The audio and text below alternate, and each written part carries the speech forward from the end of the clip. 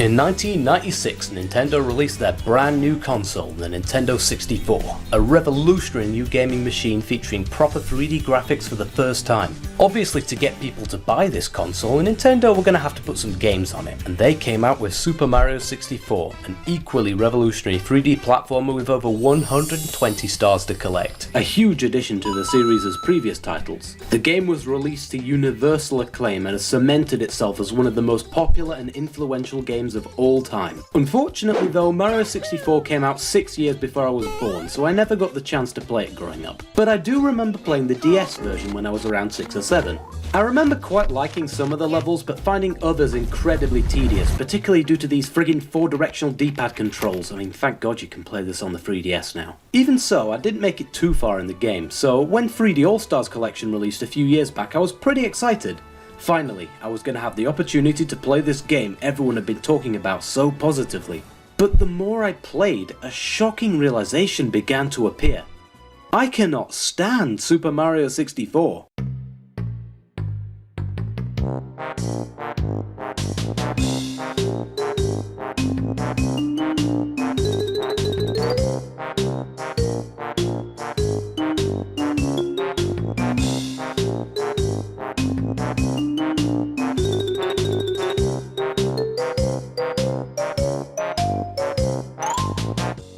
Okay, maybe that's a bit of an overstatement. Before you go to the comments to leave a death threat, just hear me out, okay? Do I enjoy playing Super Mario 64? No. Do I think that it's a bad game? It's complicated. While overall I personally do not enjoy playing Mario 64, that doesn't mean I hate it or that I don't think there are fun elements here.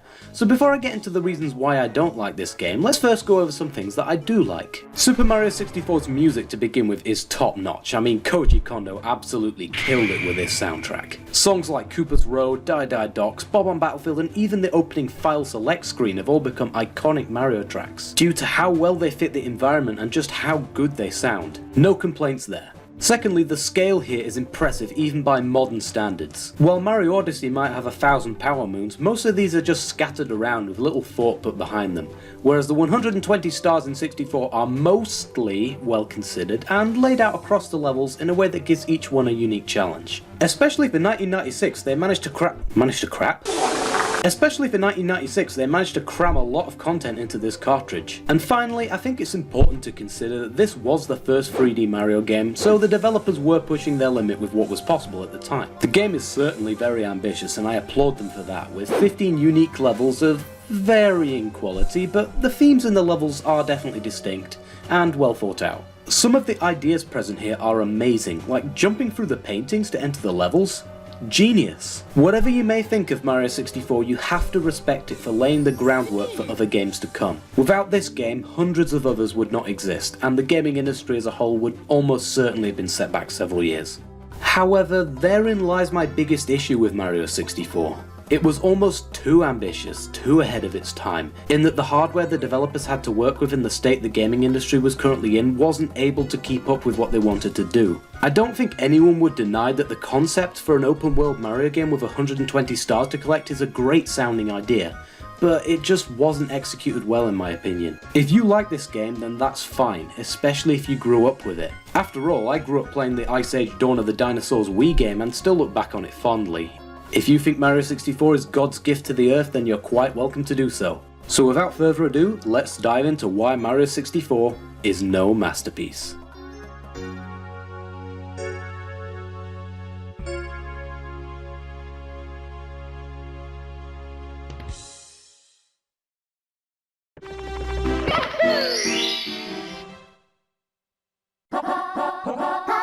Let's go! One thing a lot of people always say about Mario 64 is how great the controls are, often held up by fans as a paragon of platforming movement, where the player's mind and controller meld into one unstoppable gaming machine. And, I don't buy it. The idea of its mastery over platforming movement is so widespread that even questioning the idea is blasphemy for some fans. So needless to say, I went in with high hopes for a fluid control system. Yet every time I wanted to go somewhere, the movement would rarely respond to what I actually wanted to do. If I wanted to get a run up and jump over a ledge, there was a 50-50 chance that Mario would ignore the input entirely and throw himself off the cliff. Slightly annoying on easier levels, sure, but rage-inducing once the actual stakes are introduced. Some of these input delays were verging on Shaq Fu levels of bad, and that game is universally maligned for its controls. This was by far my biggest problem with the game, since Mario games by their nature are heavily gameplay based. This means that how well you can control the character is incredibly important. And when jumping across a single ledge as a gamble of whether Mario feels like cooperating or not, I would say the game largely fails here. There were many cases where I knew exactly where I wanted to go and even planned out how I was going to do it. But as soon as I left the ground, Mario decided he was interested in what was off the side of the stage and redirected himself, killing both of us instantly. Yeah, there's tons of cool moves you can do like the rolls, long jumps, breakdancing, but when an entire convention of physicists couldn't discern where Mario was gonna go, most of the time I was too scared to use any of them in case they sent Mario careening into the void. The movement in this game is shockingly inconsistent and doesn't at all feel realistic to how Mario should move in any given situation. All of this means that even simple platforming like this becomes a nightmare, one which you are forced to relive as you fall over and over and over. I already know there's going to be a lot of people saying, "Skill issue bro, just get good," and you know what?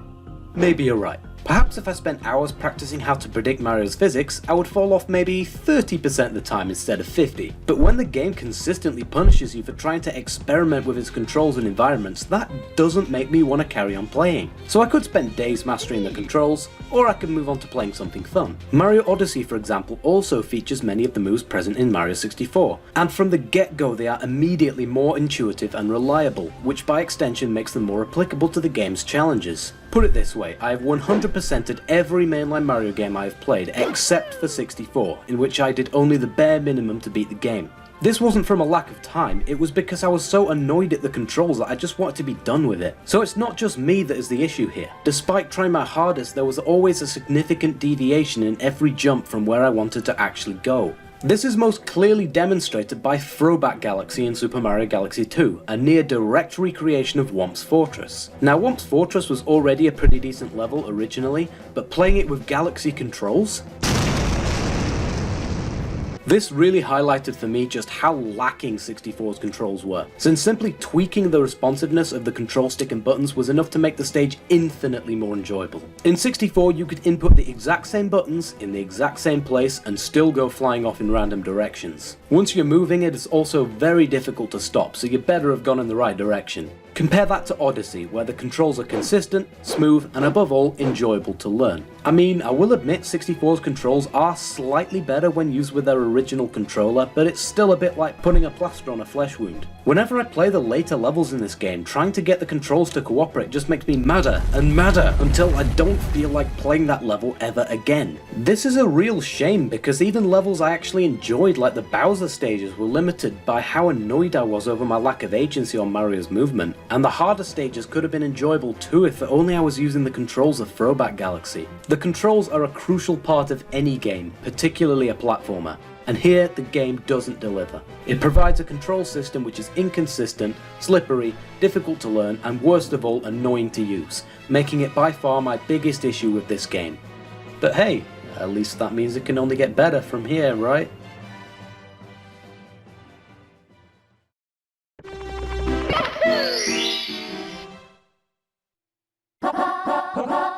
Let's go! The levels of Super Mario 64 are definitely a mixed bag. On one hand you have classics like Bob on Battlefield, and on the other you have... well, we'll get onto that. One thing I will say is they did a fantastic job with the hub world. Peach's Castle is fun to explore and has tons of optional content to find if you're willing to look close enough. It's iconic for a reason. But what about the levels themselves? Let's go through them one by one, starting out with Bob on Battlefield. Even with the wonky controls, I found myself really enjoying this stage, working my way up the mountain to face off with the mighty King Bob-omb. Uh-oh, here he comes now. Run! Run! Oh, alright. With the disappointing boss out the way, the side stars here remain mostly consistent. Koopa the Quick is piss easy, but a cool idea. The Cannon Star is okay, and getting the 100 coins is surprisingly fun considering what's to come. A solid 8.5 out of 10. The game follows this up with another classic, Womp's Fortress. This stage 2 is a lot of fun, facing off against another disappointing boss, King Womp. The side stars here are decent too. The tower climb is fun, the owl is interesting, but how you were expected to figure out to shoot this random wall I'll never know. Definitely one of the best levels here. 9 out of 10. This is where things start to fall off though. Jolly Roger Bay is a water level, which already is a bad sign. But here the usual issues of water in Mario games are exacerbated by the god-awful controls being even more wonky, making navigating the bay a nightmare. The end section is the worst in this regard. I cannot tell you how many times I suffocated here. Since the water in this game is some of the worst since Labyrinth Zone, pretty much every side star is an absolute pain. The only decent one, funnily enough, is the cannon, and that's because you can get as far away from the water as humanly possible. 3 out of 10, and that's just because I like the music. Cool Mountain is a mess, with stars scattered around the slippery landscape. Getting around in Mario 64 at the best of times is a tricky experience, but here it is oh so much worse. Want to make your already unreliable physics engine even more of a pain in the ass? Simple, just add some ice physics and watch the rage commence. Racing the Penguin and seeing Mario is darkest are still fun stars to complete, but this was the first point where I really began to get frustrated with this game. Mario's so busy falling on his fat ass all the time that it's hard to get anything done, and if you do fall off just once, you gotta do it all again. 5 out of 10. The final level of the first floor is Bowser in the Dark World, and while some of the platforming is a bit finicky, so long as you account for the inconsistency in Mario's movement, it's pretty good. To top it all off, you have one of the most iconic Bowser fights in the series. Aside from learning about a giant turtle's sexual preferences, you also have the red coins, which are still in the stages of only being mildly frustrating, rather than dick-ripping difficulty. Solid stage. There's also the side area, Big Boo's Horn. The earlier stars like Big Boo and the bookshelf are pretty good, but the overall layout is just so confusing it makes it hard to find anything. Also, the piano made me shit myself. 6 out of 10. Decent opening section I would say, but the basement is where things really take a turn for the worse. Hazy Maze Cave is a confusing labyrinth of gas and tiny platforms. It's also full of these painfully slow elevators and monkey bars which bring the gameplay to a standstill. The 100 coins may as well be 100 anal beads because they're a pain in the ass, the toxic maze makes me wish the toxic gas was real, and the boulders make Sense Fortress seem like a cakewalk. The platforming here is so bad there is a full subreddit dedicated to hating on this level. Let that sink in for a moment. Lethal Lava Land though is a nice breath of fresh air. Every non-volcano star I enjoyed here, from pushing the horny bullies into the fire to the puzzle that constantly tries to solve itself. The 2 volcano stars are what let this stage down though, since they both feature the typically over-precise platforming of Mario 64, but now with the addition of elevators and lava. Still, 9 out of 10. Shifting Sandland is next. Words cannot describe my hatred for Shifting Sandland. Nothing about this level is fun. Nothing even comes close to being fun. The environment these stars take place in is so difficult to work with that even the simple task of running up 4 pillars makes me want to tear off my dick and hurl it at that friggin' bird who never leaves you alone. I didn't even attempt the 100 coin star, it was so bad. This stage is pure rage incarnate, and for that reason it deservedly scores the first 1 out of 10. My mood wasn't helped by the fact that right after this cesspool of Shifting Sandland, you have another pool waiting for you. One that is equally filled with cess. Dire Docks is easily one of the worst levels Mario 64 has to offer. Heck, at least you could skip Jolly Roger Bay. I'm honestly struggling to describe just how terrible this level actually is, so to help me out, I've brought in an expert in this field, Dr. Jacob SSBW of Shit Levelology. Take it away, Jacob. Dire Docks is a pretty appropriate name for this level. However, honestly, I think dire is somewhat of an understatement. This level's horrendous. What levels in Mario games are known for being terrible? And when taking Mario to the 3rd dimension for the first time, they probably did an even worse job. Jolly Roger Bay sucks at level 2, but I find this one worse. More water, more bullshit, and it's just more boring. First, let's talk about the design of this level. It sucks. The level is 2 bodies of water separated by a long passage, and most stars require you to swim to the area that you aren't spawned in. And when the swimming controls are slow, it gets very tedious. But that's just a nitpick really. It's nothing compared to this level's terrible missions. First off, there's the incredibly boring missions such as the Red Coin mission, which has you wait around on slow moving poles or feel like an eternity. This manta ray mission has you using the terrible swimming controls to swim through rings, but the depth perception is so awful that you feel like you're swimming through a ring that you haven't, or actually you have, but for some reason the game just didn't count it because you were a microsecond too late. This treasure chest mission has you open chests in the correct order, except this underwater tornado keeps sucking you in, so you have to keep spamming A to get away from it. The worst offender by far is the 100 coins. This is terrible game design. Die Docs only has 106 coins in total. This includes the blue coins. You can only miss 6. If you miss 1 blue coin, it's as good as over. But blue coins are 5, so you can still get 101 coins. Well, good luck with that, because some of the coins are located next to that water tornado we just talked about. If you get sucked in, it's over. But it's not as bad as this massive hole which has coins located right next to it. If you go anywhere near this hole, it will suck you right in and send you back to the lake outside the castle. And this hole is located in the second area furthest away from the spawn, so you'll probably have quite a lot of coins and be near the end of the 100 coin mission by that part. This will mean getting sucked in this hole when you're more infuriating as you'll have to go right back to the beginning. This level is terribly designed with boring missions and just isn't fun. Sure, the music is pretty good, but it doesn't say this truly abysmal level.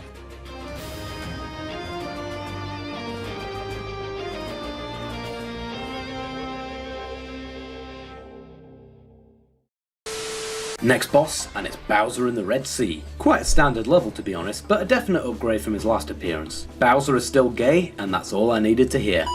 So, the basement was definitely something, but hey, we've got the second floor now. That ought to be better, right? Right? Lord give me strength. Right off the bat we've got another snow level in Snowman's Land, and the ice physics here are no better. The first star has you running across a bridge as a giant snowman tries to blow you off. This wouldn't be too bad, but remember this is Mario 64 we're talking about, so the game is going to find some way to screw you over. The 100 coin star is especially annoying due to the ice, and the fact that the water hurts you makes fighting the snow bully way more difficult than it has to be. 4 out of 10.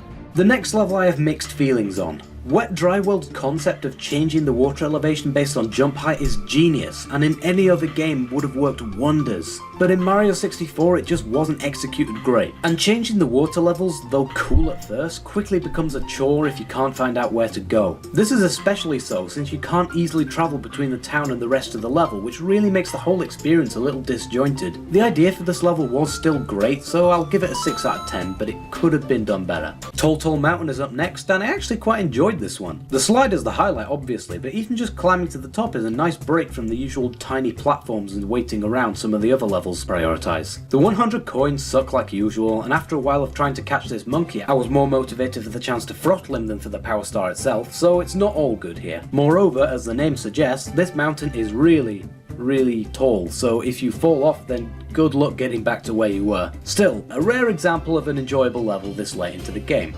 7 out of 10. Tiny Huge Island is similar to Wet Dry World in the sense that the idea behind it is great. Switching between the big and small world is a great idea. The problem?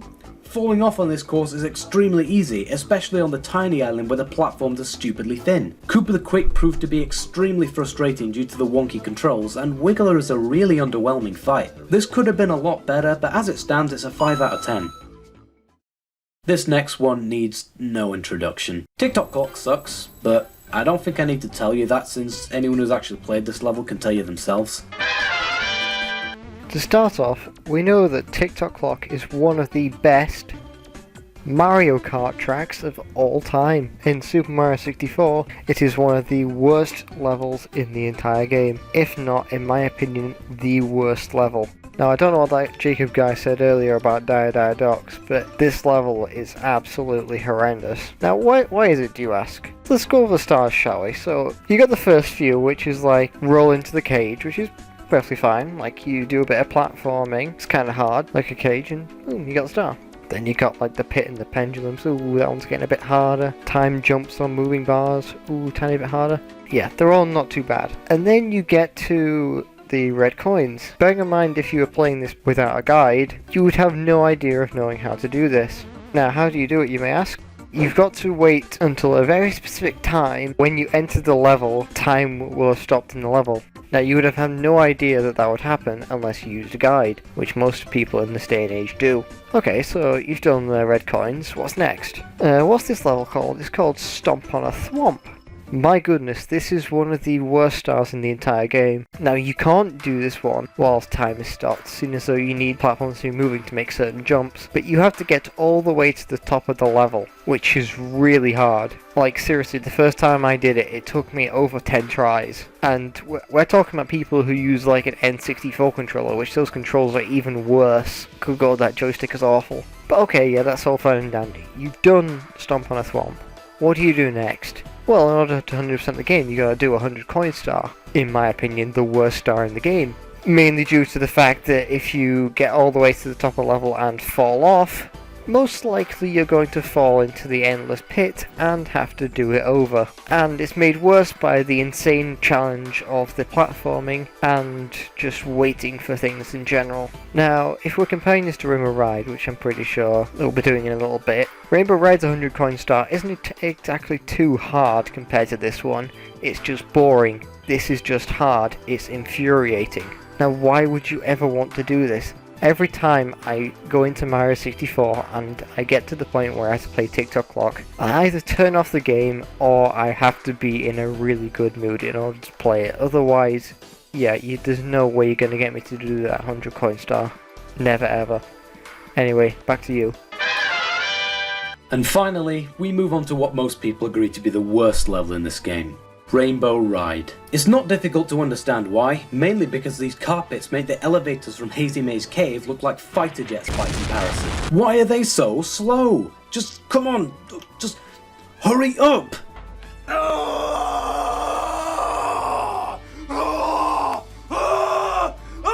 By the time you do get to where the stars are, you'll have either fallen asleep from the sheer boredom or be so consumed by dread of having to go through the carpets again that you'll end up forgetting that the controls are arse and end up falling off. As the great master Oogway once said, "One often meets the carpets on the road he takes to avoid them." Truly, wise words. What would I do rather than have to complete the 100 coin star in this level again? Oh, I don't know, free dive into a vat of freshly boiled tar? Attempt to perform experimental brain surgery on a loved one.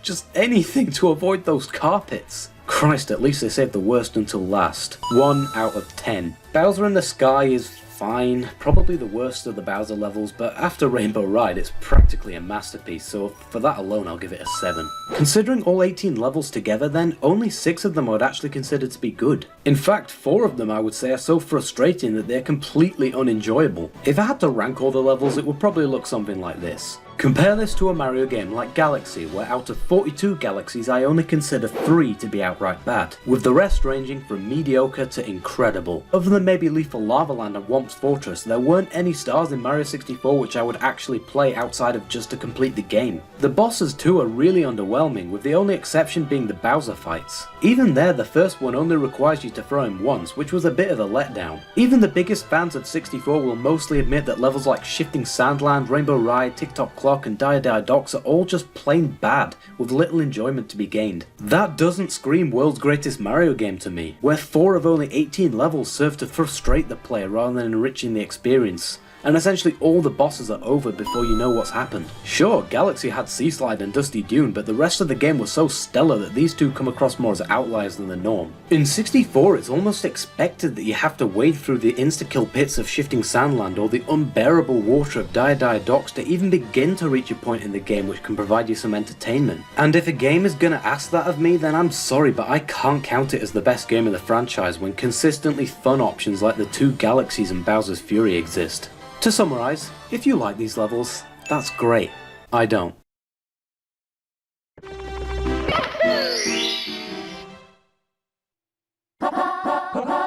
Let's go! One of the major questions in development about Mario 64 was what to do with the camera. After all, Nintendo had never made anything like this before, so there wasn't really much to go on. Initially they had the idea of fixing the camera in an isometric position like with Super Mario RPG or other games on the SNES, before eventually opting with the free-moving camera. Whether or not this was a good decision, one thing remains for certain. The camera we did get stinks.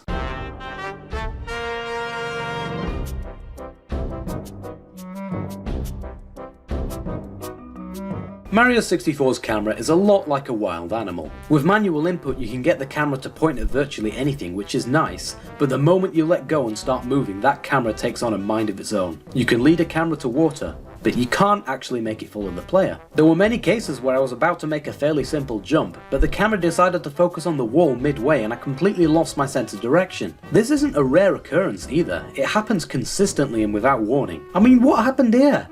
I like Mario's ass as much as the next guy, but do you really have to get that close? Was Lakitu just hungover from the night before? Because I don't know what else could explain how odd this camera system is. That's before we mention what happens in confined spaces. Particularly when inside buildings with low ceilings or tight corridors, the camera has a very tough time figuring out what to focus on, constantly flicking around, which proves very disorientating if you're trying to make a difficult jump. No matter how many times you recorrect the angle, it rebounds back to where it was the moment you start running, so unless you want to constantly hold down the control stick, you have to learn to deal with it. All of this means that you not only have to battle the wobbly controls of Mario 64, but also an unreliable camera that is out to get you. You never know when the angle is suddenly going to switch or zoom in, so you constantly have to be on edge and ready for any changes to recorrect them before you fall off a ledge you couldn't see. It's not an enjoyable experience and not one that meshes well with the precise platforming the game is going for. This would be less of an issue if you had a significant degree of control over the camera to begin with, but you don't. Constantly tapping the control stick to rotate it quickly becomes tiresome too.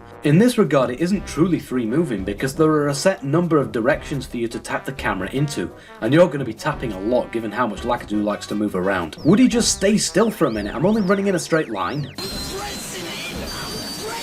Other Mario games got around this by giving you the ability to lock the camera in place or offering you complete control over what you wanted to see, but the camera in Super Mario 64 has none of these benefits. If in the rare case you do manage to make it through a level without any issues, that was most likely in spite of the camera rather than through it, which isn't a good endorsement of it fulfilling its purpose. Another issue with the camera is that it's inverted. Why? Just why? It makes an already uncooperative camera even more unintuitive since you now have to press the opposite direction to the one you actually wanted to move in. You press right, it moves left.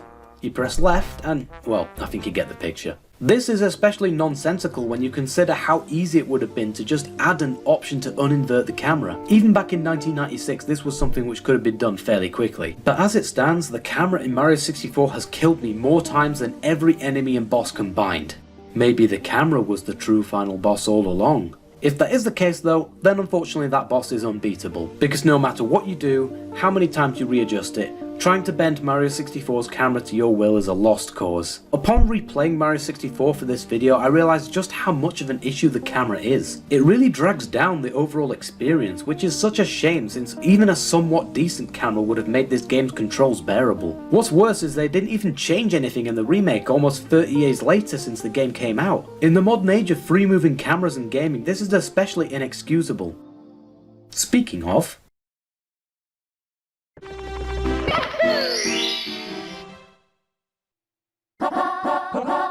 let's go! About a year ago I played Super Metroid for the first time on the Switch Virtual Console, and the first thing that stood out to me was just how well the game has aged. The graphics and controls still look and feel incredible, to the point where I would still say to this day it is the best 2D Metroid game. If anything, the game has only improved with time, aging like a fine wine.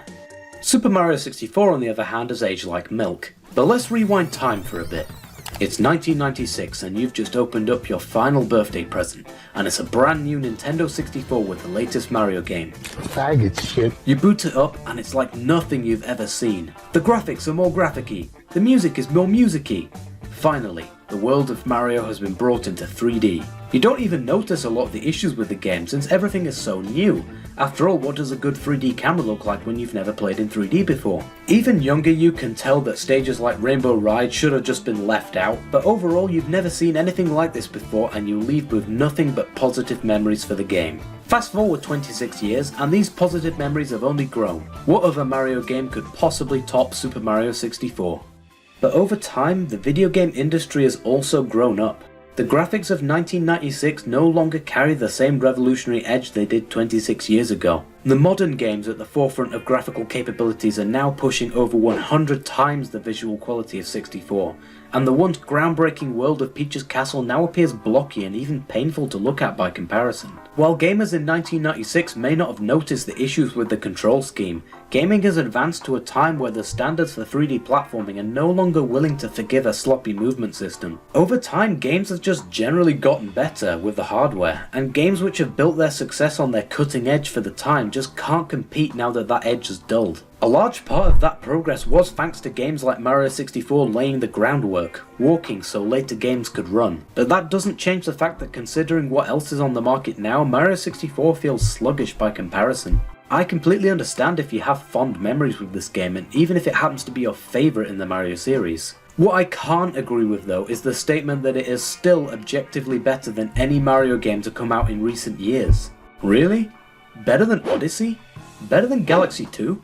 For anyone who still believes Mario 64 to genuinely be the greatest Mario game to ever be released, just take off your nostalgia tinted glasses for a minute and consider how many bad moments there are here alongside the good. Is it really the best Mario game, or is it just the one you had the best memories with? The game is definitely a product of its era, and now that era is over, it just can't compete anymore. And that's okay. At one time, Mario 64 was the best 3D Mario game because it was the only one. Even if I personally didn't enjoy it, I will always respect this game for what it did for the industry. So if you think it's still the best, then let's just agree to disagree. But one thing I certainly cannot excuse is this: Mario 3D All-Stars. A lazy, greedy cash grab of a remaster, which changed absolutely nothing. I'm honestly not even sure if this can be called a remaster because there is nothing masterful about this collection. Galaxy gets a pass in this regard since it was already almost perfect to begin with, but did Nintendo genuinely think there was nothing to be improved with Sunshine in 64? Yeah, they added some lethargic graphical upgrades, but it's not like you can really tell. One of these changes is literally called Lazy Texture Replace. Now if that ain't self-aware, then I don't know what is. Oh, but Mario 64's graphics were upgraded to 720p, bro. That's like way better. Yeah, the 720p in the same way that Mario Kart 8 Booster Pass causes a HD. You can up the resolution all you like, but if you act lazily with your visuals, then the game is still gonna look like Play-Doh. Increasing the amount of pixels and all these boxy and polygonal shapes doesn't fix the main issue with the visuals in Mario 64, and that's that it looks like a 30-year-old game, because it is. Nintendo were so lazy with this package in fact that they literally just emulated their own game. What's that, Nintendo? Emulation? I thought you hated emulators. Maybe you should send yourself a cease and desist for making bad remakes. There is one single line of code in the game which prevents Mario 64 from running widescreen. One. That's it. This is something modders did in literally one day, and they didn't even have access to the source code. Friendly reminder that this collection was released for full price. At least they added Rumble mode. That's neat. The reason this re-release of Super Mario 64 was so disappointing is that Nintendo had a golden opportunity here to really bring the game into the modern day. They could have just tweaked the controls and camera to bring them more in line with Odyssey, added widescreen with some dedicated graphical upgrades, and addressed some of the problems with levels like Rainbow Ride and Shifting Sandland by making the carpets faster and making the insta-kill sound just a bit clearer to see. But they didn't do that.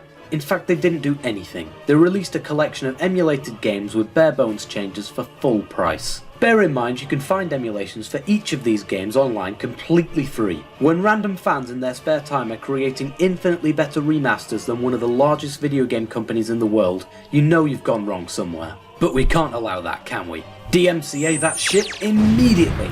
Now you have to buy our copy! Nintendo's awful relationship with fans aside, this should have been a slam dunk for them. All they had to do was address some of the minor problems that the original had, and perhaps this video would have been about why the remaster of Super Mario 64 is an unexpected masterpiece. Despite how negatively I've talked about Mario 64 in this review, through all of its problems there is a great game hiding underneath here. Mario 64 is full of genius ideas for levels and concepts which with just a few tweaks could have made for a fantastic experience. But as it stands, it's no masterpiece. In fact, I would even say this is my least favourite 3D Mario game. Metacritic has it rated a 94 out of 100, but funnily enough I think 64 is actually a pretty accurate rating for my feelings on the game.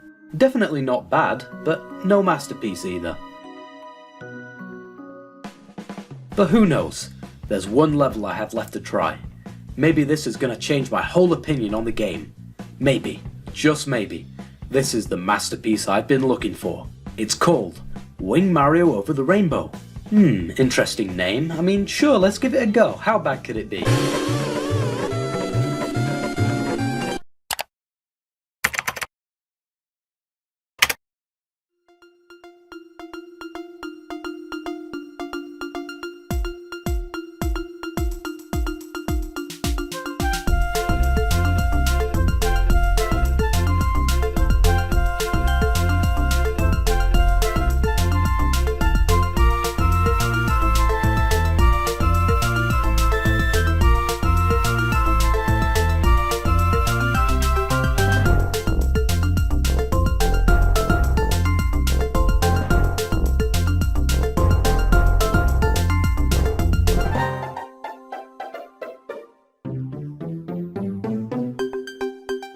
It's fucking bullshit.